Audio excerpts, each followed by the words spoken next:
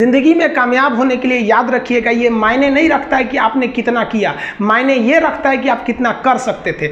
जब लंका में पुल बनाया जा रहा था पत्थरों को जोड़ जोड़ कर सीता माँ को लाने के लिए, तो बंदरों के साथ साथ गिलहरियाँ भी वहाँ पत्थर भर रही थी। तो इन सब से कितना पत्थर ही उठेगा। एक बंदर आया तो उठा के फेंक दिया गिलहरी को, भाग यहाँ से, तो इतनी पत्थर बीच में ला रही है। तो मर्यादा पुरुषोत्तम राम के पास वो जाके गिलहरी गिरी, तो गिलहरी को वो प्यार से सहलाए थे ना, तो ऐसा कहा जाता है कि इस पे जो निशान है गिलहरी के पीठ पे वो राम जी का है। राम जी ने उस बंदर को बुलाया और कहा कि देखो तुम इतना विशाल पत्थर उठा रहे हो तो तुम्हारा शरीर भी विशाल है, ये गिलहरी इतना बड़ा पत्थर उठा रही है जितना इसकी क्षमता है। तो आप अगर कामयाब होना चाहते हैं तो आप ये मत सोचिए कि आप हमने आज 8 घंटे पढ़ लिए या 8 घंटा मेहनत किए, आप ये सोचिए कि आप कितना कर सकते थे।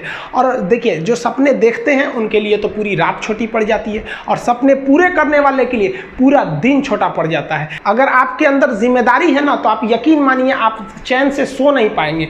जिम्मेदारी ऐसी चीज होती है जो रातों की नींद छीन लेती है। रात में जगने वाला हर लड़का आशिक नहीं होता।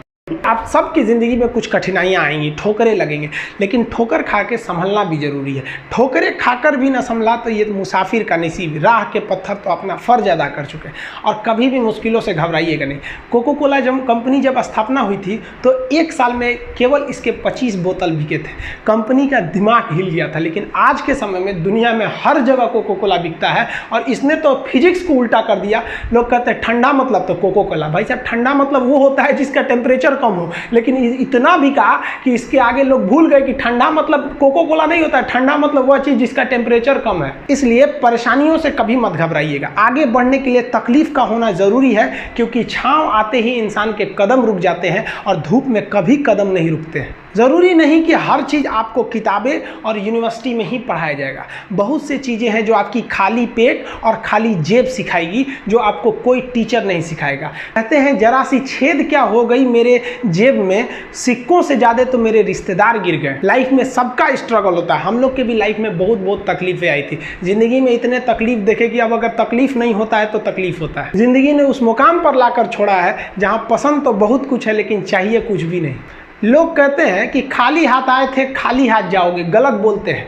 लोग भले खाली हाथ आते हैं, लेकिन जब जाते हैं तो अपने साथ कुछ संस्कार, कुछ यादें छोड़ जाते हैं। एपीजे अब्दुल कलाम खाली हाथ तो आए थे, क्या खाली हाथ गए?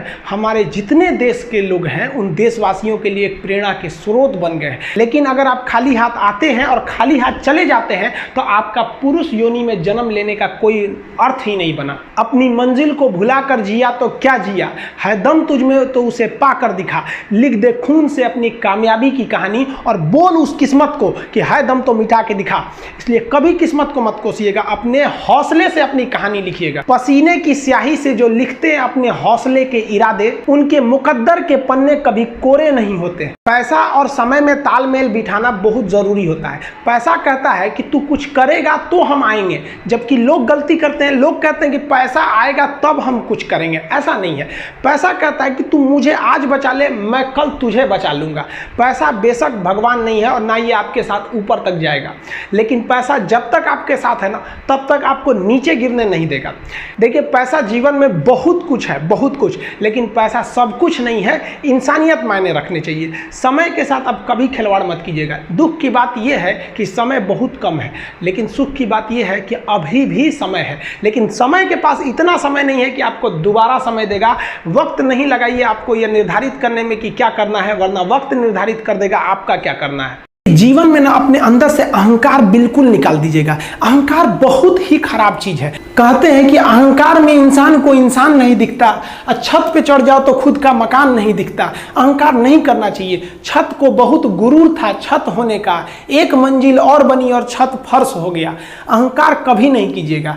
तूफान ज्यादा होती है तो कश्ती डूब जाती है, और घमंड ज्यादा हो जाती है तो हस्ती डूब जाती है। जिस दिन आपको घमंड होने लगे ना अपने आप के ऊपर कि हम बहुत बड़े हो गए हैं, हम बहुत पढ़ लिए हैं, हम बहुत सक्सेसफुल मैन हो गए, हम बहुत बड़े बिजनेसमैन, हम बहुत, मतलब जिस दिन आपको घमंड हो गया ना, उस दिन आप शमशान घाट में जाके दिखेगा आपसे नायाब लोग, आपसे अच्छे अच्छे लोग वहां खाक बन गए।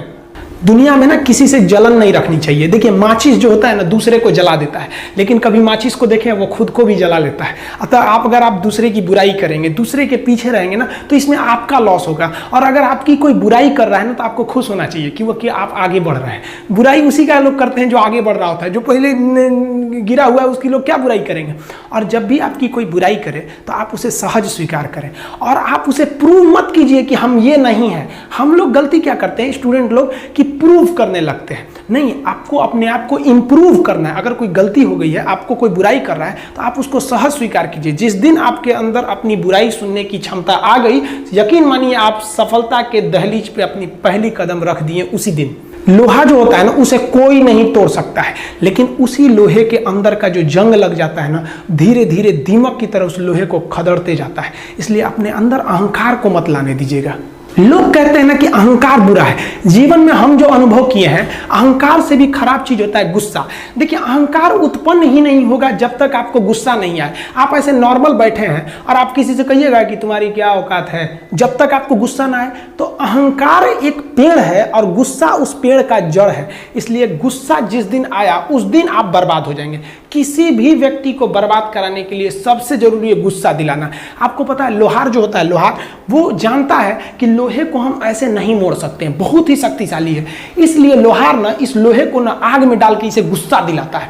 जब ये गुस्से से लाल हो जाता है ना, तो जहां गुस्सा आया आप अपनी ताकत खो देते हैं, और ये लोहा अपनी ताकत खो देता है और एक मामूली हथौड़े के चोट से लोहा मुड़ जाता है। तो जिस दिन आपको गुस्सा आ गया, समझ जाइए कि आप अपनी ताकत खो रहे हैं।